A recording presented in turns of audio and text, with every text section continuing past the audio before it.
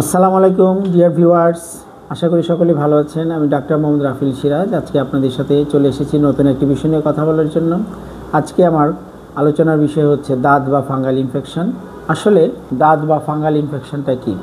দাঁত বা fungal infection এক ধরনের ডার্মাটোফাইট দ্বারা ইনফেকশন হয়, যেটা বাংলায় আমরা যদি ছত্রাকের আক্রমণ বলে থাকি সেটাও সঠিক। এবং এই দাঁত বা ফাঙ্গাল ইনফেকশন কাদের বেশি হয়?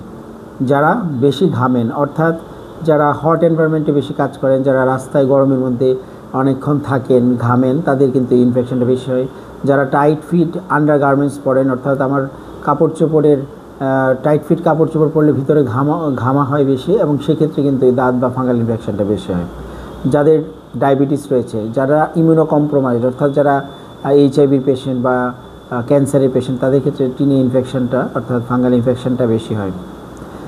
যারা একজনের গামছা আরেকজন ইউজ করে, দেখা যায় একই পরিবারের একজনের গামছা বা তোয়ালে আমরা অনেকে শেয়ার করে থাকি, সেসব ক্ষেত্রে কিন্তু এই ফাঙ্গাল ইনফেকশনটা সুস্থ মানুষের শরীরেও প্রবেশ করতে পারে। একজনের কাপড় চোপড় আরেকজন ইউজ করলেও একই ঘটনা ঘটতে পারে। তাছাড়া আমরা যদি একটু নিয়ম মেনে চলি, অর্থাৎ আমরা একটু সুতি কাপড় চোপড় পরি, ঢিলে ঢালা পোশাক পরি, একটু গরম পরিবেশ এড়িয়ে চলি, সেক্ষেত্রে কিন্তু আমরা অনেকটাই দাঁত বা ফাঙ্গাল ইনফেকশন থেকে মুক্তি পেতে পারি। এবং আমাদের পার্সোনাল হাইজিন মেনটেনটা অবশ্যই একটা গুরুত্বপূর্ণ বিষয়।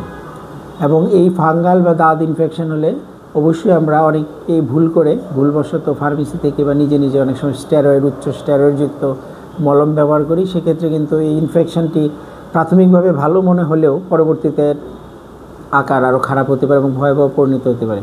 সুতরাং আমরা যখন এই দাঁত বা ফাঙ্গাল ইনফেকশন দ্বারা আক্রান্ত হব, অবশ্যই একজন বিজ্ঞ চিকিৎসকের পরামর্শ নেব এবং সেই অনুযায়ী ওষুধ ব্যবহার করব। নিজে নিজে কখনোই কোনো মলম বা স্টেরয়েডযুক্ত ওষুধ আমরা ব্যবহার করব না।